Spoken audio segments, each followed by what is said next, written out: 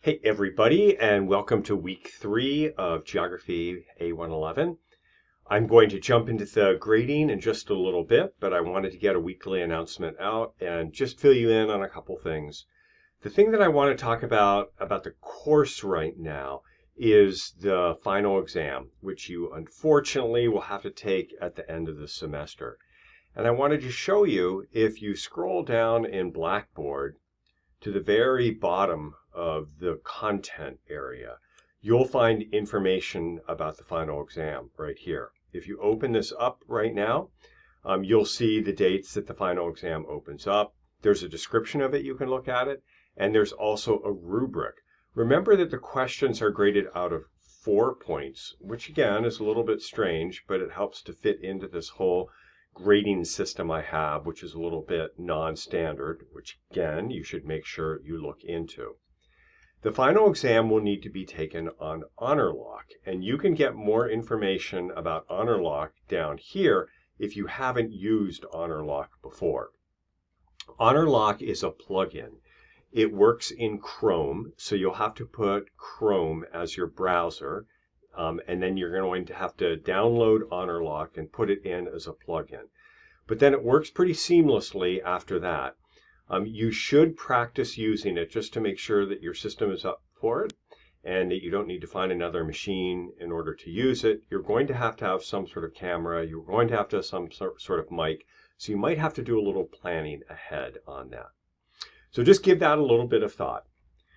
All right, well, the information that you'll be learning about this week, if I scroll back up to the top of the page here, or nearly the top of the page, is atmospheric water and weather. And as normal, there's a module introduction and outcomes, there's a homework assignment, and there is physical geography assignment number 3. In addition to this, there is the lecture material and some videos. And one of the things that you're going to learn about as you dive into this a little bit is fog. And over spring break, I had a really cool opportunity to see what's called evaporative fog, which you're going to learn about. It's also referred to in the text as steam fog. So here's the setup.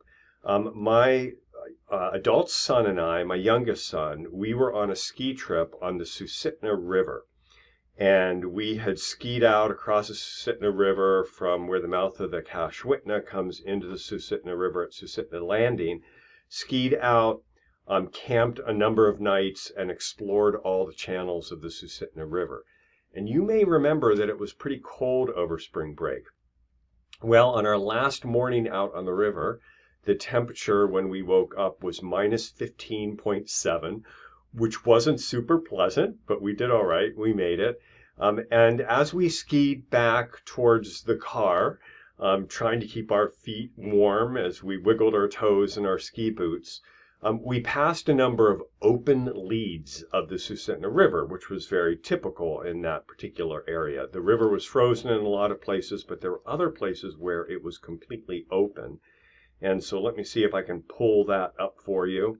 A picture of sort of what the area looked like right here. So here we are skiing across, and here's an open lead. And where that water was open to the very cold temperatures, the moisture that was being put off by the river flowing, and of course there was agitation on the surface of the water, and that caused water molecules to evaporate and move into the very cold temperatures, but they immediately then condensed in the air, and probably they froze in the air, forming ice crystals that were hanging in the air. And I'm going to play this little video for you right here, just so you can see the flowing water, and you can see that steam fog rolling off of the open water right there. It was pretty cool to see that phenomenon in play like that. Well, back to the main page here, and sorry for the little video bobble right there. I'm not always as good at this as I'd like to be. A last reminder to everyone that you are always free to reach out to me if you have any questions about the material this week, or if you have a question about the assignments. I am happy to take your questions.